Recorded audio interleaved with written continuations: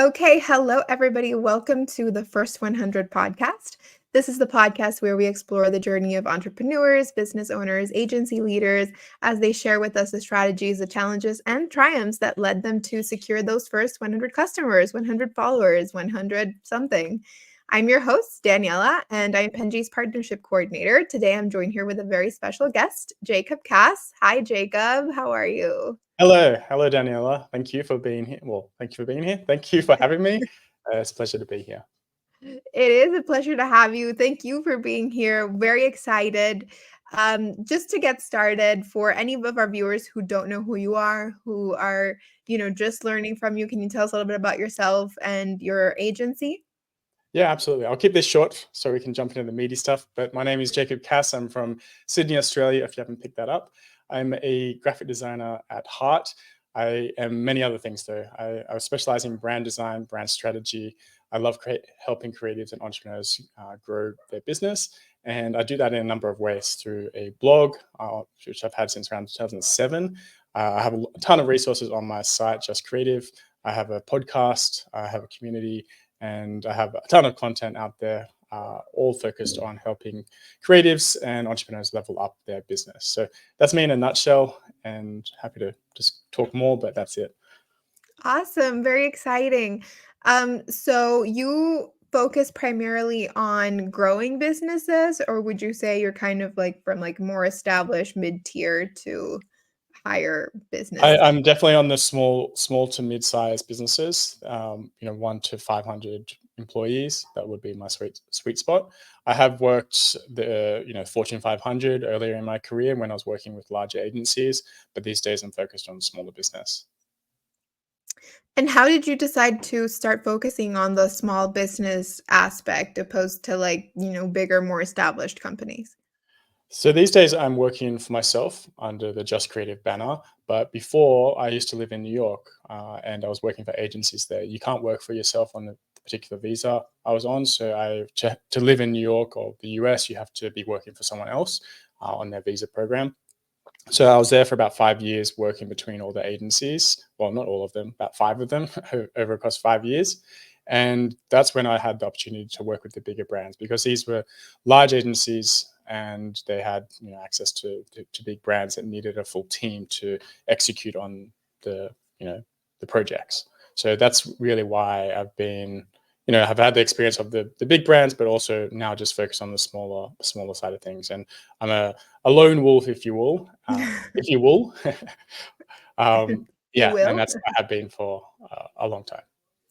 So how did you decide to start your own agency? How did that transition happen from working for, other companies and then sort of starting on your own?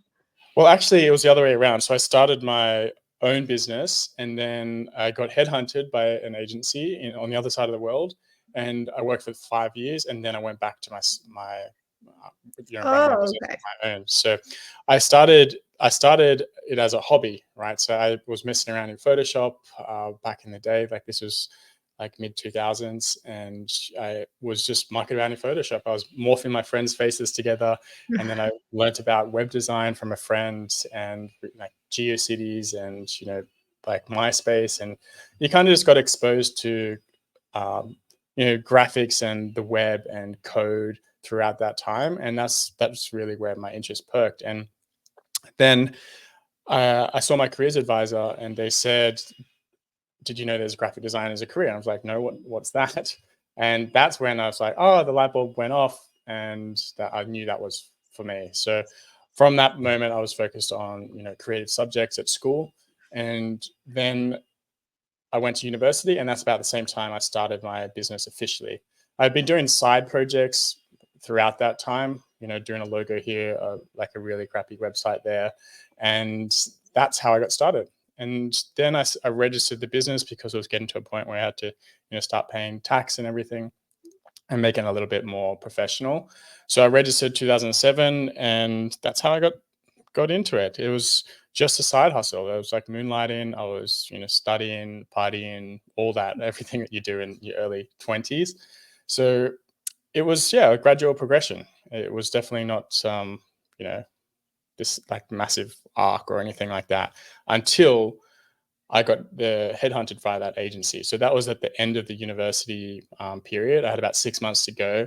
They had found me through social media. I was very much ahead of the curve, an early adopter on Twitter, and that's when all that was starting. So I got approached by them, said yes, flew to the other side of the world to start working for these big brands. So I went from being a design student to working for brands like Disney and Nike like overnight. So it was like, wow, that was a Wow. huge shift, and it really catapulted my career. So it was a lucky strike for sure. But yeah, it was because of putting out content and being proactive and putting my name out there and sharing what I was learning. That's how I got the attention of someone from the other side of the world. And you never know when an opportunity is going to come knocking. Yeah, that's true, very interesting. And what made you sort of I think it's really interesting that you did a jump of, like, being on your own to then being, working for the big guys and then going back to your roots. What made you want to go back to that instead of sort of growing within that corporate world? Freedom, like that's a big value of mine. Working for the man has its merits. Like you have a bit of comfort, but in the US, I wouldn't say it's very comfortable because they have pretty high, like you don't have much holiday time, and you're Yeah, pretty no, much no holidays. especially on a visa, you're at the perils of them pretty much. Like they have control over you because you need the visa. So it's like a little challenging for expats in that regard. But I I do recommend working for someone else earlier in your career because you're going to learn the ropes much faster. You don't necessarily have to do it this way. This is just my experience, but I learned so much in those 5 years from being around smarter people than I. You're a junior, so you want to learn from seniors, from creative directors, how to run a team, how does an operation work, how do you run a project, like those things you can't necessarily learn very well at school because it's just it's a mock environment. If you get in the real world, there's real deadlines and real clients and you know like politics and other people. Like there's a lot of other variables, and if you're you know a sole freelancer, for example, you're not exposed to that, and you can easily get stuck in your own ways, and that's not necessarily going to be great for your growth. So I tend to recommend to get a job earlier in your career to learn from others faster, and you grow much faster that way. That's true. I think when I, like, graduated from college and I had my first job, I thought I could handle it's not that I couldn't handle it, but I definitely thought I knew more than I actually did. Oh Um, yeah, you get the yeah. rude awakening. You're like, oh shit, this is what it's really like. Yeah. Yeah, like, "Oh, I'm an idiot," like, because I didn't even know how to use Outlook. Like, I remember I started working at a company where they used Outlook, and they were using, like, terms that I had no idea what they were. Like, I remember they were like, "Do you know how to use CRMs?" And I was like, "What is a CRM? How am I to" like, I Yeah. was so dumb. I realized, like, it totally makes sense. You're just, like, completely lost. Yeah, I wouldn't necessarily say dumb. I'd say inexperienced because like Yeah. we don't have the experience. We're learning our craft. We literally are, and like how are you expected to know everything of how like operations work? And then, when it comes to software, there's so many different software out there, especially today compared to say 20 years ago. It's you have limitless choice, so you're not expected to know all of these things, and you have to think about these as tools, right? They're all just Yeah. tools to get the job done. And whatever tool you use to get the job done, it doesn't matter. So if a, a, a brand or a client is forcing you to use a particular tool, you can always ask like, why, or can I use something else? Like I can do it with this, and that's never a problem. It's just you need to be focused on the outcome. So, you are currently I kinda like when I was researching your agency and all that, I saw that you also have this phrase called "stand the flock out." Can you Yes. tell us a little bit about the phrase, how it has shaped, Just Creative, what it's about? You trademarked it, right? Yes. It's in process actually. So stand the flock out. It's the saying for our agency. We have a mascot that is a flamingo. So this was a natural kind of story, and it really came about because our brand was pink, and it has been since like 2007. But the mascot is only about maybe 3 years old, and officially only about a year and a half old. So it came about because I did a pro bono graphic design job for my gym, just like working on graphics and interiors and everything. And they had a mural on their wall, which was a big lion. And the theme for the gym was like, there was a lot of lion references, like be fearless and courage and, all that. And it was like claw marks and everything. I was like, oh, my brand doesn't have a mascot or anything. I was like, well, what mascot or animal would I choose? And I went down this path and I explored animal symbology and I shared some posts on it. And obviously the flamingo came up for us. Excuse me.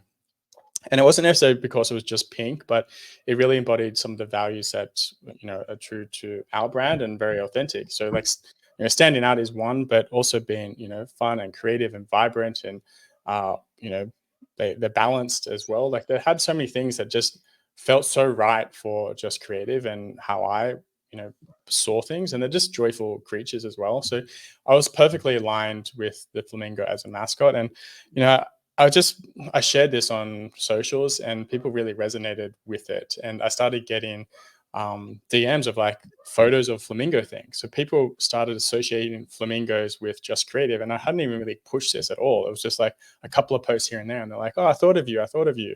Then I started getting flamingo gifts and it kind of got out of hand. And So you I'm were like, well, it's just flamingo everywhere. yes. So you'll notice, and you probably can't see this. I'm not sure if this is.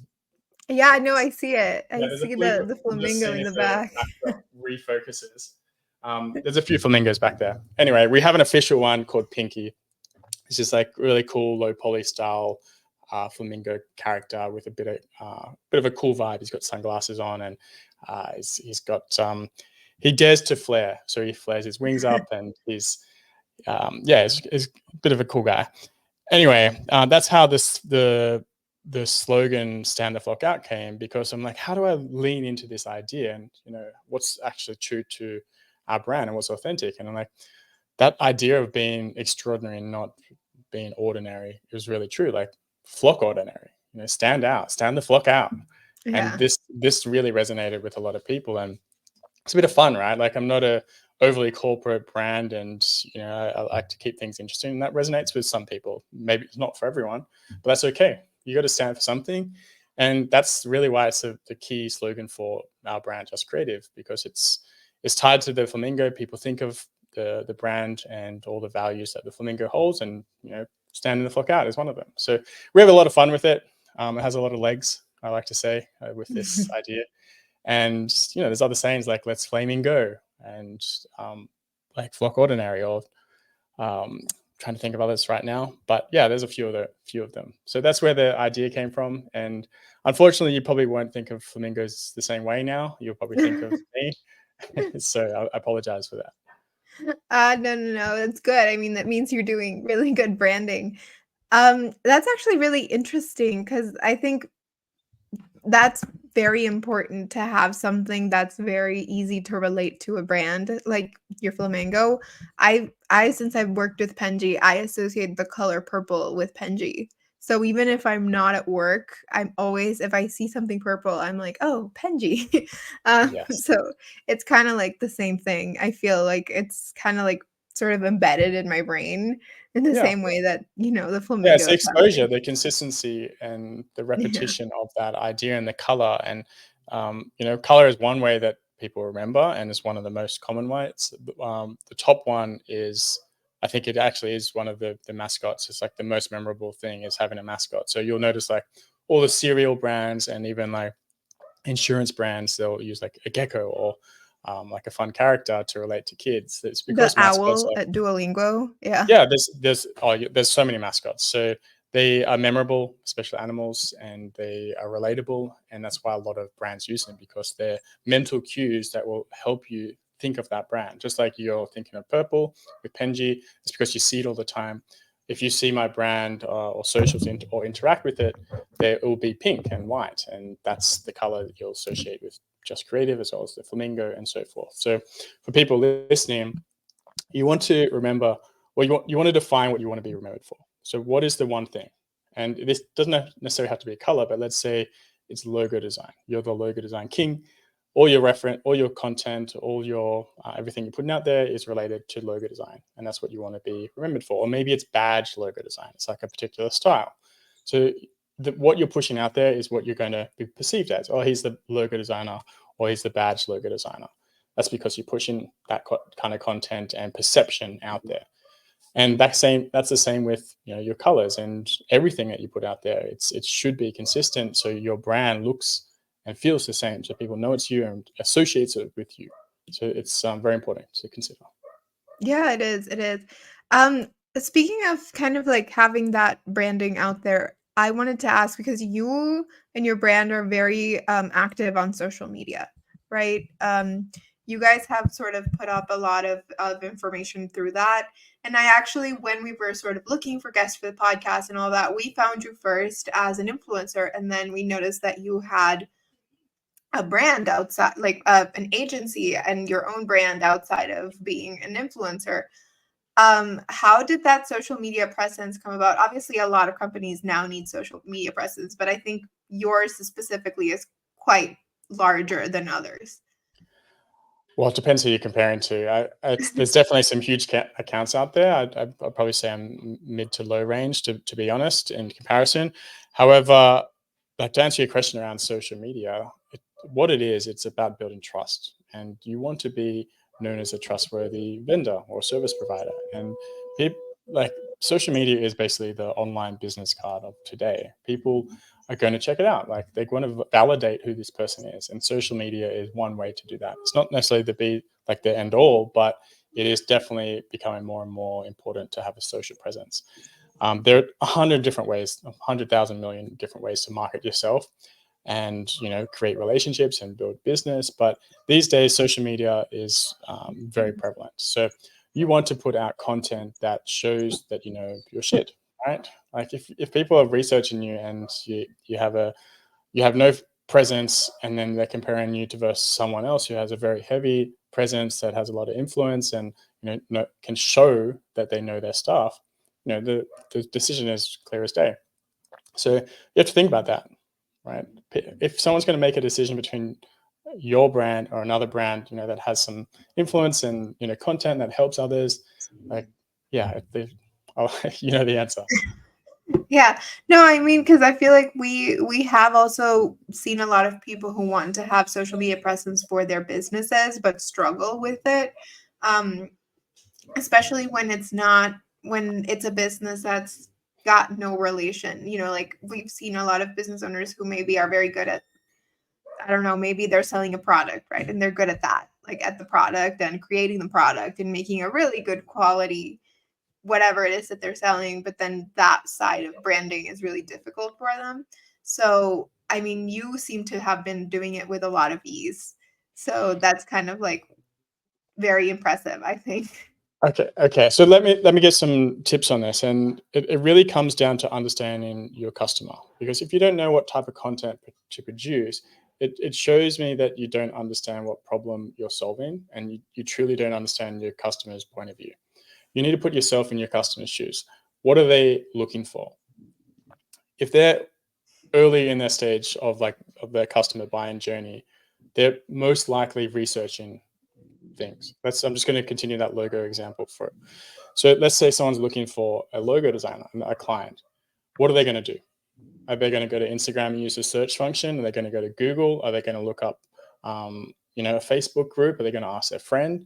You have to understand where they are in their journey, and what would they be searching in Google? What do you think? How much for a logo design, or Yeah. how to find a logo designer? What makes a good logo design? So these sorts of questions are very early in the buying journey. You want to answer those questions. So, for example, if you wanted to post something on Instagram, it could be like, how much for a logo design? Or what makes a good logo design? So you're literally answering the customer's questions in your content. So you have to know who you're serving and what problems they have, because that's going to dictate the content you produce. And then you go along the customer buying journey. It's like, well, if after that stage, what are they researching? Or, maybe they're looking for case studies, or maybe they're much further down the journey and they're looking for testimonials. So you want to have some testimonials in your profile as well. You'll want to have content around your work. So it's not just posting work, work, work. It's answering their questions, being valuable, understanding their needs. And if you could put yourself into their shoes, you're gonna have a much easier time thinking about content. You'll have limitless amounts. And if you're stuck for ideas, there's some handy tools out there like ChatGPT, AI. What type of content can I create to serve this customer? Like, you'll get a lot of answers. You have to put in the work. That's what you have to do. Like, there's no other way around it. And Yeah, I would think, definitely. just to continue that, like, repurposing your content is important. So rather than just creating, let's say, something on Instagram, like a carousel post for like what makes a good logo, you could create a blog post that you can put on your site. So it's an evergreen piece of content. You could put it in your newsletter as like a automatic email that gets sent out once they're signed up. So creating evergreen content like that is very useful, and it's so helpful. And like, I've written things from like 2008 just on that topic, like what makes a good logo, that's still being used today. That's nearly 20 years. So 17 years or something. So that's a very good piece of content, a lot of legs on that one. So think about that when you're creating your content. Like, it's not just one and done. It's like repurpose and reuse and use it to sell your services and communicate what you do and build that trust and provide value. So that's what it comes down to. Very interesting. And do you find that doing that has taken a lot of time? Because I think with especially a lot of small business owners, that's also always a big concern, which is how time consuming it can be when they have to be like marketing and finance, and they also have to do HR, and basically they're too small to have departments as if it were a big company type of thing. Yeah, absolutely. It does take time. So does building a business, and so does struggling. If you're not bringing in clients, that takes time. It takes money and stress. So you have to look at the other side of the coin there. It's like, well, what happens if I don't do this? But I don't want to just stress, like, I don't want to say that social media is everything, because there's a million businesses out there that don't have social presences, and they're great at networking and building relationships and cold calling, or have sales funnels set up, or have an SEO marketing strategy. So there's a million different ways out there. We're just talking about one at the moment, like social media, but it is content, and it's all relatable to if you have an online presence, just to communicate that fact. So SEO, search engine optimization, if you want to be found organically, you can create content on your site to be found on Google and search engines, and optimize the article in a way that can be ranked high. And I did this for a number of years, for nearly 15 years. And that was a very prominent strategy that worked very well. And it was only a couple of years ago that stopped working. And I had to adjust the strategy from, SEO first to a more social focused strategy, because things change, the market changes, and algorithms change, and you have to adapt. If you don't adapt, you die. Like, you'll struggle. So you have to understand the trends that are going on, and understand your data and your numbers to see where, what's working and what can be improved and where you need to go. Like, it's not one and done. It's branding, marketing is an ongoing effort. So it's not an event. It's ongoing. Yeah, and how your audience is going to find you, right? Because I had spoken to like this one woman who was she was kind of like, she was starting like an older, like her business was catering towards older women, and she was really stressed about wanting to be on social media. And I'm like, do you really need to be on social media? Because I feel like the women that you're trying to sell this to are also not. Yeah. No, you have to know your audience. You have to know your product. You have to know. Yeah, absolutely. You have to know your audience. That's like what I mentioned straight off the bat, is like, you have to understand their problem and where they are at and meet them there. If there's an older audience, maybe they're like in Facebook groups, or maybe if they're really a little bit older than that, then they may not even be on social. So it could be fax. Yeah. But you get what I'm saying. I don't even know if fax machines still exist. I have no idea. I hope I not. never used one. Like, I was too young for them. Okay, good. You're not missing out. Okay, Jacob. Well, you said a lot of very interesting things. Before I let you go, I do have this really small game for you, which is just kind of like, I'm just gonna have you answer some really dumb questions about yourself. Okay. And well, not dumb. That's a bad word for it. Maybe generic. I'll nail this one then. No. But let me just go ahead and pull them up and let's see. So we'll just do it like rapid fire. Okay. Yeah, let's go. Ready? Coffee or tea? Coffee, absolutely. Early bird or night owl?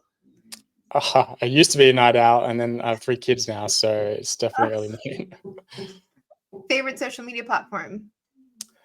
Ooh, Instagram or LinkedIn? LinkedIn more recently. I've been enjoying LinkedIn? it. Yeah, it's I find Instagram so shallow, like the comments, and it's just like Yeah. emojis, and like it's great to scroll and look at memes and stuff, but like meaningful conversations are Don't happening happen there, on yeah. LinkedIn. Yeah. Yeah. Let's see. What's your go-to karaoke song? I don't have a karaoke song. I am listening. That's actually a really bad question because I don't know what I would say either. Like, hit me baby one more time or something. Yeah, and if I'm doing karaoke, it's like late in the morning, and I won't remember a thing. So, Yeah. which is the best thing for everyone. Yeah, no, for the best. Books or podcasts? Podcasts. Podcasts, yeah. One word that would describe you? Calm. Calm. Dream vacation destination? Maldives. Maldives. Ooh, Maldives. Most used app on your phone? Email. Adulting. Yeah. Yep. What's your hidden talent? Design. It's not so hidden though. But it's the best one. And last question, what's your go-to comfort food? Ah, it's definitely like a big juicy burger with fries. It's like, oh, cheesy, juicy. Yep, that's it. Oh, okay. Very nice. Kind of like the burgers from did you see this movie? I don't remember the name. Like a movie about a girl who went to a restaurant and they all killed each other. I probably spoiled it if you didn't watch it. Definitely not that. Nothing comes to mind with that, but Well, they made a really juicy burger, and that's just like that came to my mind. yeah, it's definitely not like a Macca's kind of thing or McDonald's. It's definitely like there's boutique burger shops that just like it's just so juicy and like it's the perfect hangover food. I know I sound like an Yeah. alcoholic here now, but like karaoke and hangovers. But yeah, that's go to for sure. Maybe a milkshake. Okay, well, awesome. Thank you so much for answering these questions. I'm gonna let you go now. We're gonna close the show. But before, do you want to direct all of our viewers who might want to use your services, where to find you, or if you want to ask you any questions, floor is yours. Yeah, absolutely. So first off, you can find me at justcreative.com and all my social handles are justcreative as well. I do want to mention that we have a huge free bundle of branding and design resources on our site. You can go to brandingbriefcase.com. That'll take you straight there to look at it all. But inside that is brand strategy documents. There's logo inspiration, there's sales tactics, there's custom GPTs that you can use for branding and design. All free, obviously in exchange for an email address, but it's such a valuable resource and I add to it over time. So it's always growing, it's ever expanding. And yeah, you can get a branding briefcase. But I'm happy to answer any DMs or questions you have. Just hit me up. Probably the best way is LinkedIn or Instagram. So thank you so much for having me. Thank you so much. I will be adding your links to the description of this so that people can go ahead and find you. It was great having you on the First 100 podcast, Jacob. Thank you so much for doing this. Thank you. And everybody, I'll see you on the next episode. Bye-bye.